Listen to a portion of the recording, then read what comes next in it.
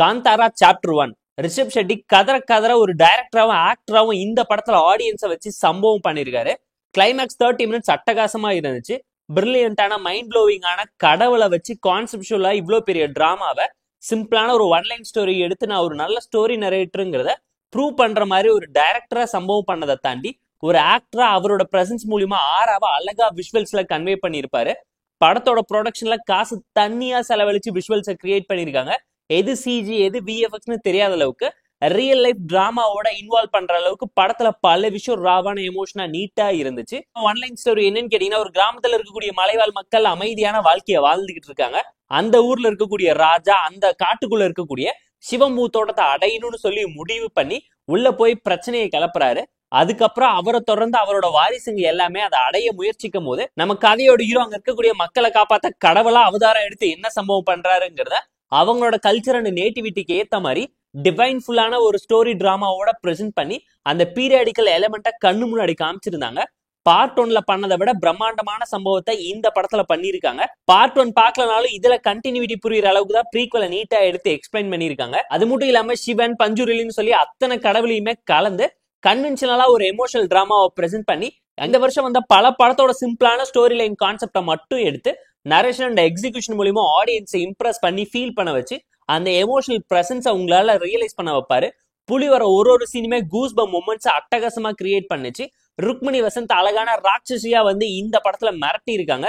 அதை தாண்டி ஜெயராம்னு சொல்லி நிறைய கேரக்டர்ஸ் நோட்டபிளான எஃபோர்ட்ஃபுல்லான பெர்ஃபார்மன்ஸ் நல்லாவே பண்ணியிருந்தாங்க.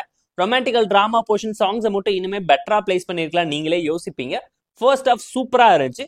இன்டர்வல் ட்விஸ்ட் ஆகட்டும், அடுத்தடுத்து 30 மினிட்ஸ்ல நடக்கக்கூடிய சம்பவம் ஆகட்டும், கிளைமேக்ஸ் 30 மினிட்ஸ் எக்ஸ்டெண்ட் பண்ணி இவ்வளோ இழுக்கணுமாங்கிற கேள்விக்கு பதில் சொல்ற வகையில பார்ட் 2க்கு லீட் கொடுத்தது மட்டும் இல்லாம கடவுளை வச்சு இவங்க கண்ணு முன்னாடி காமிச்ச விஷுவல்ஸ் எல்லாமே அந்த இந்தியன் சினிமாவோட பிரசன்ஸை ஏத்தி ஒருபடி மேல காட்டியிருக்குங்கிறத இந்த படம் பார்க்கும் உங்களாலேயே ரியலைஸ் பண்ண முடியும். சினிமேட்டிக்கா பல விஷயம் இருந்தாலும் கமர்ஷியல் எலிமெண்ட்டை கலக்காம ஒரு கருத்தையும் கடவுளையும் கலந்து எப்படி கதை சொல்றாங்கிற ஸ்ட்ரக்சரல் ஃபார்முலாவே நல்லா இருந்துச்சு.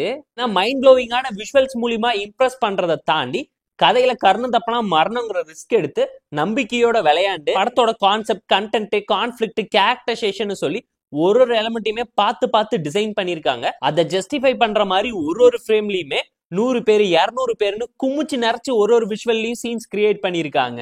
இந்த எக்ஸ்ட்ராடனரியான ஆக்ஷன் டிராமா இந்த படத்துக்கு கை கொடுத்து காப்பாத்தி கொடுத்துருக்கு. சாதாரண ஆக்ஷன் சீக்வன்ஸா இல்லாம வார் டிராமாவா தான் ஒரு ஹாஃப் அன் ஹவருக்கு நடுவில் அவங்களுக்குள்ள நடக்கக்கூடிய ஃபைட்ஸ் இருந்துச்சு. வயலன்ஸ் ஃபுல் டிராமாவா தான் இதை பிரசென்ட் பண்ணிருக்காங்க. 16+ தான்ங்கிறத மனசுல வச்சுக்கோங்க.